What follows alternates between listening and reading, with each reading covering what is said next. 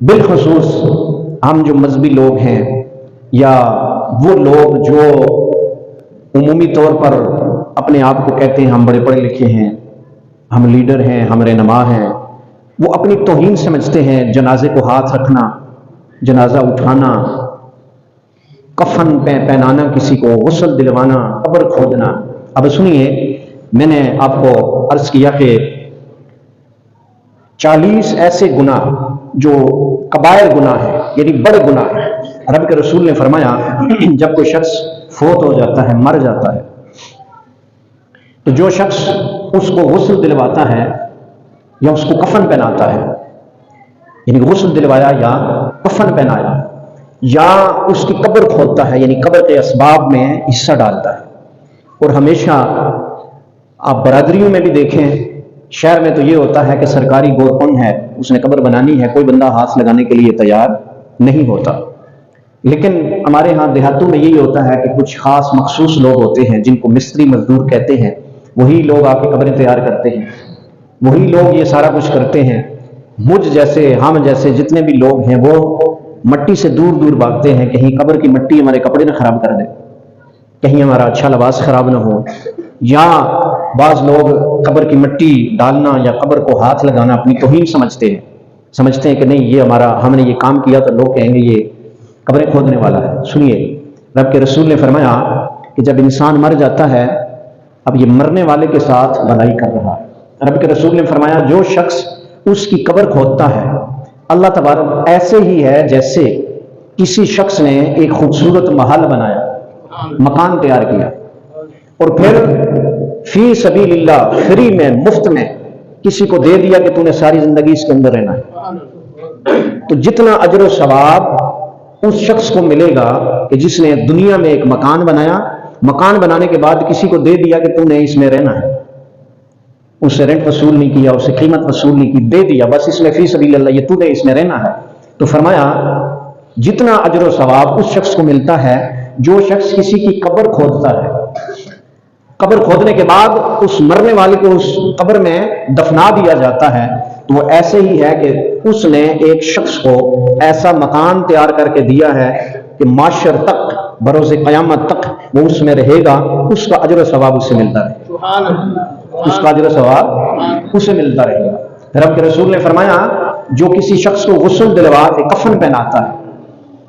تو پھر اللہ تبارک و تعالیٰ اس کے لیے جنت میں ریشم کے سوٹ، ریشم کا لباس تیار فرماتا ہے کہ جب یہ بندہ میرا یہاں آئے گا تو اس کو ریشم کا لباس پہنایا جائے۔ جو کسی کو کفن پہناتا ہے، کفن پہنانے میں کتنی دیر لگتی ہے اور کتنا بڑا اجر و ثواب ہے۔ اور پھر فرمایا کہ جو شخص کسی کو غسل دلواتا ہے، مرنے والے کو، یعنی میت کو غسل دلوانا، جنازہ پاک کرنا، فرمایا جو شخص کسی کو غسل دلواتا ہے تو رب کے رسول نے ارشاد فرمایا اللہ تبارک و تعالیٰ اس کے 40 کبیرہ گناہوں کو معاف فرما دے۔ کتنے گناہوں کو؟ 40 کبیرہ گناہوں کو معاف فرما دے۔ اور میں یہ آپ کو عرض کر چکا ہوں کہ کبیرہ گناہ جب تک آپ سچی توبہ نہ کریں اور اس گناہ سے پکی سچی توبہ، یعنی اللہ کے حضور وعدہ نہ کریں کہ آئندہ وہ گناہ میں نے نہیں کرنا ہے، اس وقت تک کبیرہ گناہ انسان کا معاف نہیں ہوتا۔ لیکن یہاں پر آپ دیکھیں کہ ایک انسان کسی کے جنازہ، ہمارے ہاں کچھ لوگوں کی یہ خواہش ہوتی ہے اور کوشش ہوتی ہے، اور میں جیسے پہلے عرض کر چکا ہوں کہ ہمارے معاشرے میں ایسے لوگوں کو سمجھا جاتا ہے یہ جناب قبریں کھودنے والے ہیں، یہ جنازہ اٹھانے والے ہیں، یہ مستری ہیں، یہ مزدور ہیں۔ آپ کو آج نہیں پتہ چلے گا، کل قیامت والے دن وہی مستری مزدور اٹھے گا نا تو وہ بازی لے جائے گا۔ اس لیے کہ لوگ ظاہری اعمال دیکھتے ہیں، ممکن ہے نماز بھی پڑھ لیتا ہے، گناہ بھی کر لیتا ہے، ظاہری اعمال دیکھتے ہیں، لیکن اس شخص کا عمل ایسا ہے کہ جس کے بارے میں اللہ تبارک و تعالیٰ کے پیارے نبی علیہ الصلوۃ والسلام نے خوشخبری عطا فرما دی ہے کہ وہ ایسا ہی آپ 1400 سال پہلے جس شخص نے، اور پھر میں قربان جاؤں جس شخص نے، جس صحابی رسول نے میرے نبی علیہ الصلوۃ والسلام کی لحد مبارک تیار فرمائی، آپ ذرا غور تو کریں، جس شخص نے رسول کی قبر مبارک، لحد مبارک تیار فرمائی، رب کے رسول فرماتے ہیں جو قبر بنانے والا ہے وہ ایسا ہی ہے جیسے دنیا میں کسی کو گھر بنا کے اس کے حوالے کر دیا، قربان جائیں جس نے جنت البقی میں کسی صحابی رسول کی، جس نے حضرت ابوبکر صدیق کی لحد مبارک قبر مبارک تیار کی، جس نے حضرت علی شیر خدا کی قبر مبارک تیار کی، حضرت فاروق اعظم عثمان غنی کی قبر مبارک تیار کی، آپ ذرا سوچیں ان کا مقام کتنا بلند ہوگا۔ صرف تھوڑی سی مٹی ڈال دی نا تو ان کا مقام کتنا بلند ہوگا۔ تو صاحبو، اللہ رب العزت نے فرمایا الذی خلق الموت والحیات،